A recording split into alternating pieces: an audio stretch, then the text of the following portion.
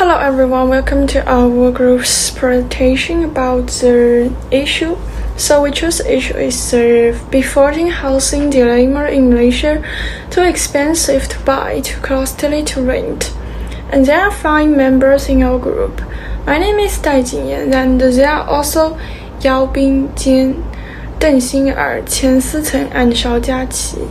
So about the content of our group, we divided into 4 parts. The first part is the issue introduction, and then is the factors influencing housing choice. And next is the issue and the challenges, and the last is the SDG-based solution proposals.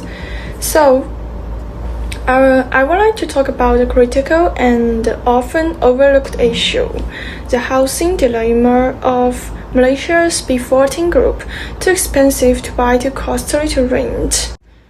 So we often hear that home is where the heart is, but for many families in Malaysia's bottom 40% income group, the B14 this home remains out of reach. Home ownership is not just an economic goal, it is a basic human right. It provides security, dignity, stability, and is the foundation of long-term well-being. And it influences a child's ability to study, a parent's sense of safety, and an elderly person's access to care. However, for the B40 group, owning or even renting a decent home is becoming increasingly difficult. In major cities, house prices have skyrocketed, such as ranging 300,000, ranging 500,000, or even more, while the monthly income of B40 household remains below ranging 3,000. And this mismatch between income and property price makes homeownership nearly impossible. At the same time, rental prices are also rising, especially in urban areas. Many families end up spending 40 to 60% of their income just on rent. As a result, they are left with little for other basic needs such as food, health care, or education. Some families are forced to live in overcrowded or unsafe housing conditions, or to move to city outskirts, where access to jobs, schools, and public services is limited. And this issue is not just about individual financial hardship.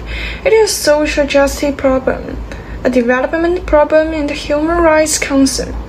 It is also directly linked to Sustainable Development Goal 11 or SDG 11, which aims to make cities and human settlements inclusive, safe, resilient, and sustainable. Specifically, Target 11.1 of SDG 11 calls for access to adequate, safe, and affordable housing for all by 2030. Without addressing the house challenge of low-income groups like B40, we cannot achieve sustainable urban development. Affordable housing is a critical foundation for elusive cities where people of few income levels can live, work, and grow. When B40 families are pushed to the outskirts, they lose access to essential resources, quality education, decent employment, and health care. And this creates what we call geography, marginalization, and opportunity deprivation. Over time, this housing inequality leads to large social consequences such as urban segregation, growing class divides, unequal access to opportunity, and eventually social tension. So we talk about B40 housing dilemma. We are not just talking about people who can't afford a house. We are talking about structural issues that affect community well-being, intergeneration mobility, and nation development. So a house is not just a roof, it is the platforms from which people build their lives. In solving this issue, we are not just to improve living conditions. We are promoting equalities, sustainability, and human dignity. So let's move to the next part. Let's start with the first factor, location. Location is often considered the most important aspect of choosing a home.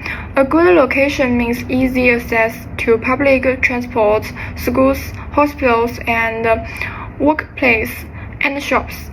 For families with children, being close to a good school is often a top priority. For working stars, shorter commuting time improving work-life balance. In short, location affects convenience, safety, and the overall quality of life. The second factor is price and financial capacity. Let's be honest, most of us have to choose homes based on what we can afford. For the B40 and M40 income groups, buying a house in the city can be especially difficult due to the high prices. Many families can have to take long-term loans, and even then, they need to compromise on size or location.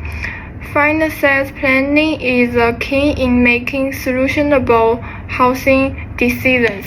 Next, we look at eligibility and government support.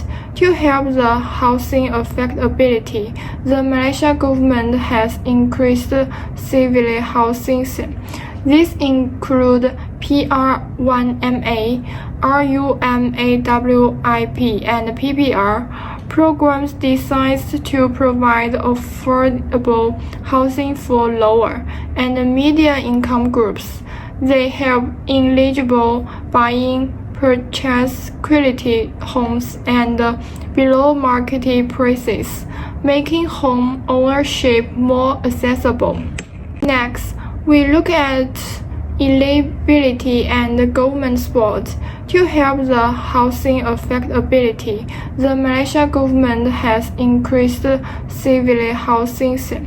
These include PR1MA, RUMAWIP, and PPR programs designed to provide affordable housing for lower and medium income groups.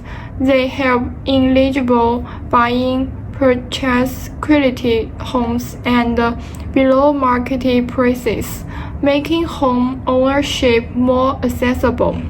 Finally, we have personal and family needs. Even family is different.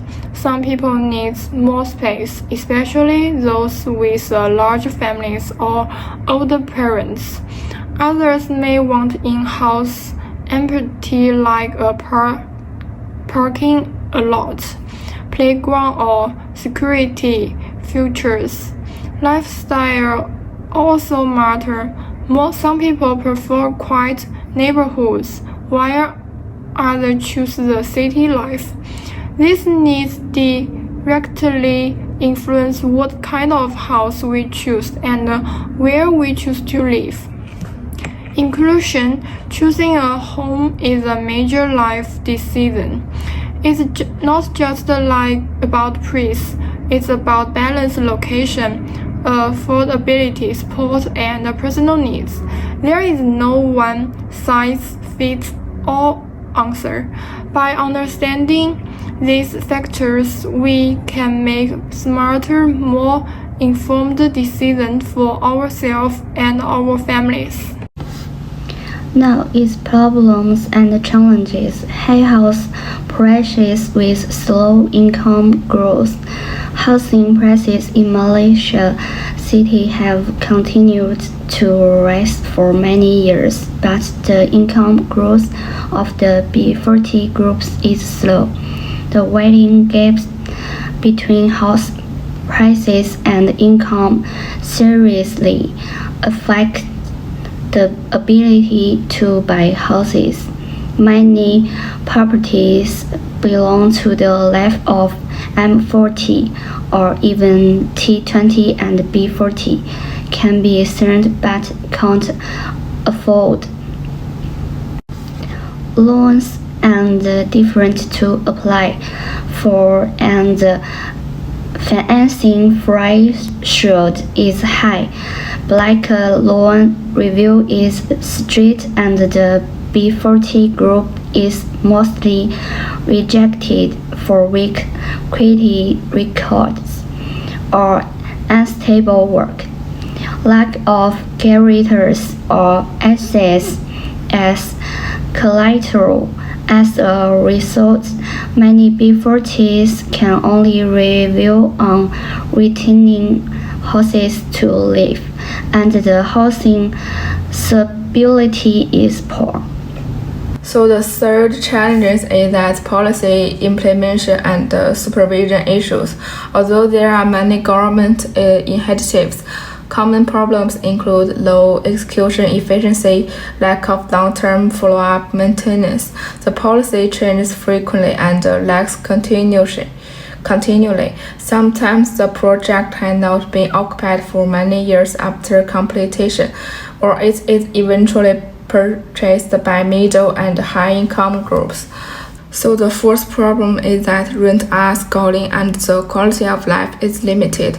The rent in the urban area is expensive, and more than B40 can only choose remote, old, or even unsafe residence. It affects children's schooling and family commuting, increasing the cost of living and time. So the rental environment is poor, and the safety problems occur frequently. It is not that B40 group doesn't want to buy a house. It is that they simply can't afford one. To address the housing predicament of the B40 group, apart from building house, it is also necessary to re-examine the income structure, urban development, and housing allocation system, and introduce more transparent, fair, and sustainable policy reforms. My part is to talking about the solutions of the problem. There are 4 domains of the solutions. The first one is structure and policy reforms. The next one is financial and market-based interventions, and following by enhanced government transparency and implementation. The last one is social and community-based measures. The first one is structure and policy reforms. For this one, we can expand public housing with RTO. What is RTO? RTO is rent to own. And these methods are innovative homeownership programs designed to help individuals, particularly those in the B40 and M40 income groups.